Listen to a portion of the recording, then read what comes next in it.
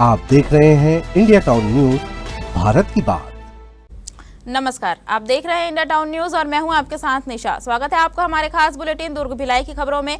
तो चलिए बुलेटिन की शुरुआत करते हैं, पर उससे पहले एक नजर आज की हेडलाइंस पर।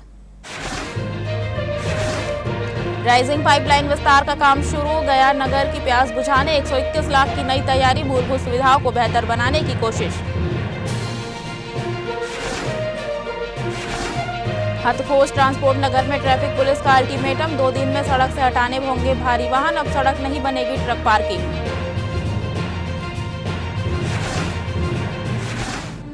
पीएम आवास में प्रतिभा का उत्सव, बच्चों में दिखा देशभक्ति का जोश, निबंध, पेंटिंग और क्विज का आयोजन।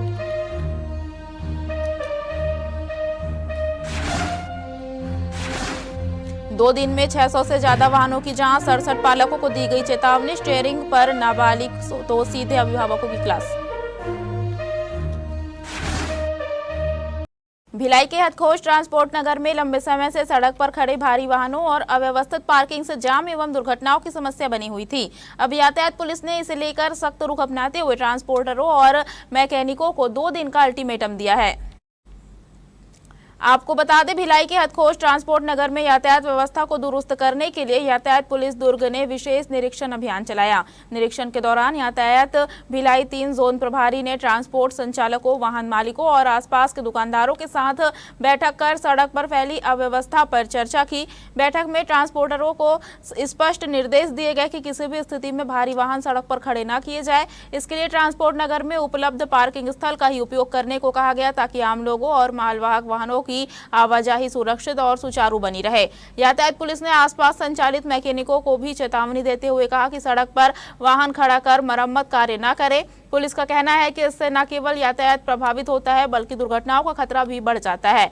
सभी ट्रांसपोर्ट संचालकों और मैकेनिकों को 2 दिन के भीतर सड़क पर खड़े वाहनों को हटाने और व्यवस्था सुधारने के निर्देश दिए गए हैं। पुलिस ने साफ कर दिया है कि समय सीमा के बाद अगर सड़क पर अवैध पार्किंग या मरम्मत कार्य मिलता है तो नगर निगम के साथ संयुक्त अभियान चलाकर नियमानुसार कार्रवाई की जाएगी। दुर्ग नगर निगम क्षेत्र में पेयजल व्यवस्था को मजबूत करने की दिशा में बड़ा कदम उठाया गया है। गया नगर में निर्माणाधीन पानी टंकी तक फिल्टर प्लांट का पानी पहुंचाने के लिए राइजिंग पाइपलाइन के विस्तार कार्य की शुरुआत कर दी गई है। करीब 121 लाख रुपए की लागत से होटल मानचौक से लाया गया नगर तक पाइपलाइन बिछाई गई। महापौर अलका बागमार ने पूजा अर्चना के साथ इस विकास कार्य का शुभारंभ किया। बढ़ती आबादी के बीच शहर में पानी की मांग लगातार बढ़ रही है। ऐसे में नगर निगम ने जलापूर्ति नेटवर्क को मजबूत करने की कवायद तेज कर दी है। गया नगर क्षेत्र में बनने वाली उच्च स्तरीय पानी टंकी को फिल्टर प्लांट से जोड़ने के लिए नई राइजिंग लाइन बिछाई जा रही है। महापौर अलका बागमार ने कहा कि इस परियोजना का उद्देश्य क्षेत्र के लोगों को पर्याप्त दबाव के साथ नियमित और स्वच्छ पेयजल उपलब्ध कराना है। उन्होंने बताया कि पाइपलाइन विस्तार का काम पूरा होने के बाद जल वितरण व्यवस्था में सुधार आएगा और गर्मी दिनों में पानी की समस्या से राहत मिलने की उम्मीद है। उन्होंने कहा कि नगर निगम शहर के सभी वार्डों में मूलभूत सुविधाओं को बेहतर बनाने के लिए लगातार काम कर रहा है। पेयजल, सड़क, नाली, स्ट्रीट लाइट और स्वच्छता जैसे कार्यों को प्राथमिकता दी जा रही है। सड़क सुरक्षा को लेकर दुर्ग यातायात पुलिस अब सिर्फ चालान तक सीमित नहीं है, बल्कि सीधे अभिभावकों की जिम्मेदारी तय कर रही है। आपको बता दें, नाबालिग बच्चों के वाहन चलाने पर रोक लगाने के लिए चलाए जा रहे विशेष अभियान के तहत पिछले 2 दिनों में 600 से अधिक दोपहिया वाहनों की सघन जांच की गई। इस दौरान 67 नाबालिग वाहन चालकों के अभिभावकों को बुलाकर कड़ी समझाइश दी गई और भविष्य में बच्चों को बिना वैध ड्राइविंग लाइसेंस के वाहन नहीं देने की चेतावनी दी गई।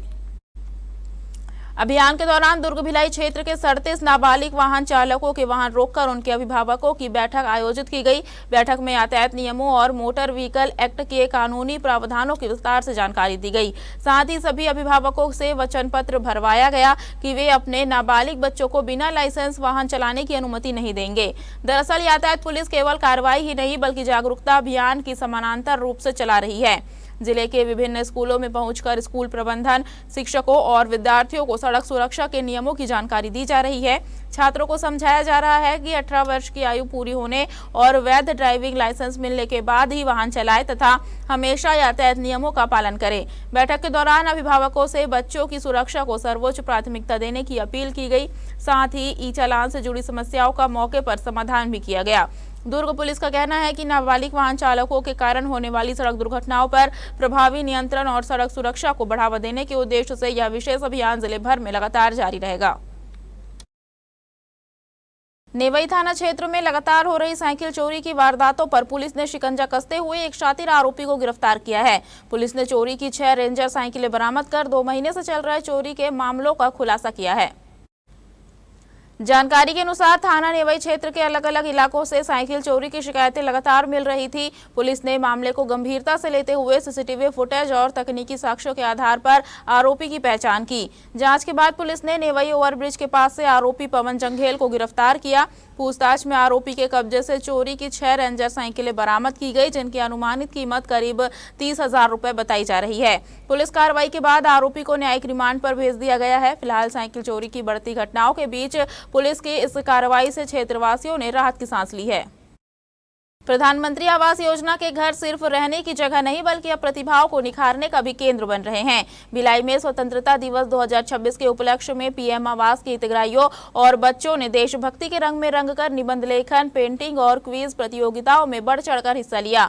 इस आयोजन ने बच्चों को रचनात्मकता को मंच देने के साथ साथ आजादी के मायने भी समझाए।